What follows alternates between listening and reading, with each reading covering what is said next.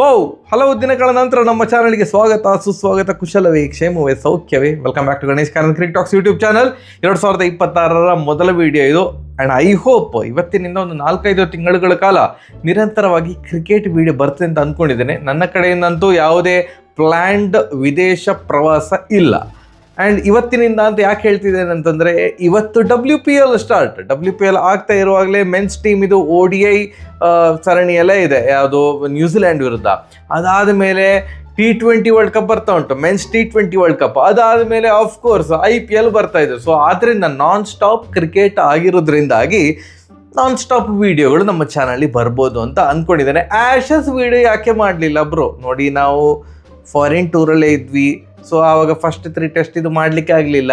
ಮತ್ತು ಇಲ್ಲಿ ಬಂದ ಮೇಲೆ ಸಡನ್ನಾಗಿ 4th ಟೆಸ್ಟ್ ಇದು ಆ್ಯಶಸ್ ಇದು ಮಾಡಿದರೆ ಫಸ್ಟ್ 3 ಯಾಕೆ ಮಾಡಲಿಲ್ಲ ಬ್ರೋ ಅಂತ ಇರ್ತದೆ. ಅದಕ್ಕೆ ಆ್ಯಶಸ್ ಸೀರೀಸ್ ಇದೇ ಮಾಡಲಿಲ್ಲ. Congrats Australia. 5-0 ಆಗಬೇಕಿತ್ತು, ಬಟ್ 4-1 ಇಂದ ಗೆದ್ದಿದ್ದಾರೆ. ಸೂಪರ್. ನಾನು 5-0 ಎಕ್ಸ್ಪೆಕ್ಟ್ ಮಾಡ್ತಾ ಇದ್ದೆ, ಬಟ್ ಸೂಪರ್, ವೆಲ್ ಡಿಸರ್ವ್ಡ್. ಅವರು the best team, one of the best teams. Home ಕಂಡೀಷನಲ್ಲಿ ಆಸ್ಟ್ರೇಲಿಯಾ ಚಿಂದಿ ಚಿತ್ರಾನ್ನ. ಆ್ಯಂಡ್ ಇವರು ಭ್ರಮೆಯಿಂದ ಹೊರಗಡೆ ಬರಬೇಕು, ಬಾಸ್ಬಾಲ್ ಭ್ರಮೆಯಿಂದ ಹೊರಗಡೆ ಬರಬೇಕು ಇಂಗ್ಲೆಂಡ್. ನಾನು ಜಾಸ್ತಿ ಅದರ ಬಗ್ಗೆ ಮಾತಾಡೋದಿಲ್ಲ. ಎಸ್, ಇವತ್ತಿನಿಂದ WPL ಸ್ಟಾರ್ಟ್. ಸೊ ಮೊಟ್ಟ ಮೊದಲ ಮ್ಯಾಚ್ ನಮ್ಮ Royal Challengers women's team versus Mumbai Indians women's team.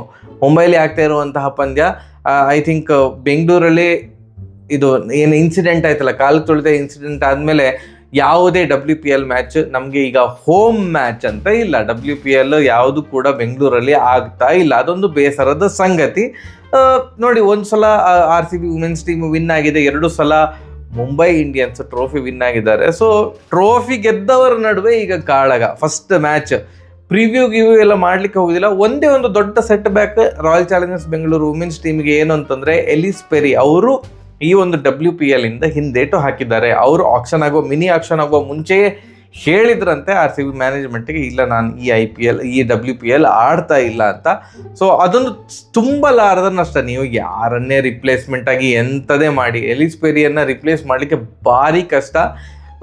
ಅಂದರೆ ಅಂಥ ಒಂದು ಆಟಗಾರ್ತಿ ಮಿಡ್ಲ್ ಆರ್ಡ್ರಲ್ಲಿ ಸಿಕ್ಕಾಪಟ್ಟೆ ಬಲ ತುಂಬ್ತಾ ಇದ್ರು, ಕನ್ಸಿಸ್ಟೆಂಟಾಗಿ ಸೂಪರ್ ಆಗಿರುವಂಥ ಕ್ರಿಕೆಟ್ ಆಡಿದರು RCB ವುಮೆನ್ಸ್ ಟೀಮ್ಗೆ. ಸೊ ಈಗ ಅವರು ಇಲ್ಲದಿರೋದು ಖಂಡಿತವಾಗಿ ಸಿಕ್ಕಾಪಟ್ಟೆ ದೊಡ್ಡ ಹೊಡೆತ.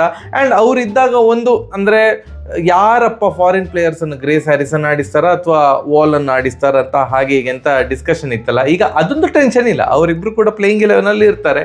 ಬಟ್ ಸ್ಟಿಲ್ ಮಿಡ್ಲ್ ಆರ್ಡರಲ್ಲಿ ಇನ್ಎಕ್ಸ್ಪೀರಿಯನ್ಸ್, ಎಸ್ಪೆಷಲಿ ಭಾರತದ ವನಿತೆಯರ ಇನ್ಎಕ್ಸ್ಪೀರಿಯನ್ಸ್ಡ್ ಬ್ಯಾಟಿಂಗ್ ಯೂನಿಟ್ ಕಾಣ್ತಾ ಉಂಟು. ಸೊ ಇದೊಂದು ಟೆನ್ಷನ್ ಖಂಡಿತ RCB ವುಮೆನ್ಸ್ ಟೀಮ್ಗೆ ಖಂಡಿತವಾಗಿ ಇರುತ್ತದೆ.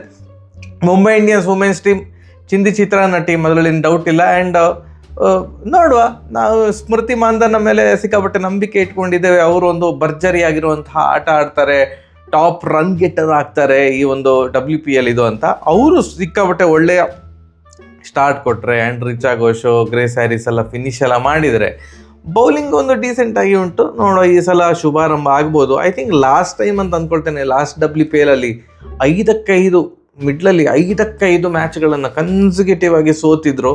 ಸೊ ಆ ಥರದ ಒಂದು ಪ್ರದರ್ಶನ ಬರದೇ ಇರಲಿ, ಕನ್ಸಿಸ್ಟೆಂಟ್ ಗುಡ್ ಕ್ರಿಕೆಟ್ ಆಡಲಿ. ಸುಮ್ಮನೆ ಫಸ್ಟ್ 3 ಮ್ಯಾಚ್ ಗೆಲ್ಲೋದು ಮತ್ತೆ 5 ಮ್ಯಾಚ್ ಸೋಲೋದು, ಆ ಥರದ ಕ್ರಿಕೆಟ್ ಎಲ್ಲ ಆಗದಿರಲಿ ಅಂತ ನಾವು ಬಯಸ್ತೇವೆ. ಆ್ಯಂಡ್ ನಮ್ಮ ಚಾನಲಲ್ಲಿ ಪ್ರಿವ್ಯೂ ಬರೋದಿದ್ರು ಕೂಡ ಮ್ಯಾಚ್ ಆದ ಮೇಲೆ ಖಂಡಿತವಾಗಿ ವಿಡಿಯೋಗಳನ್ನು ಮಾಡುವಂಥ ಖಂಡಿತ ಪ್ರಯತ್ನ ಅಂತೂ ನಾನು ಮಾಡ್ತೇನೆ. ನಮ್ಮದು ಅದೇ ನಾನು ಮೊದಲೇ ಹೇಳಿದಾಗೆ ಯಾವುದೇ ಪ್ಲ್ಯಾಂಡ್ ವಿದೇಶ ಪ್ರವಾಸ ಇಲ್ಲ.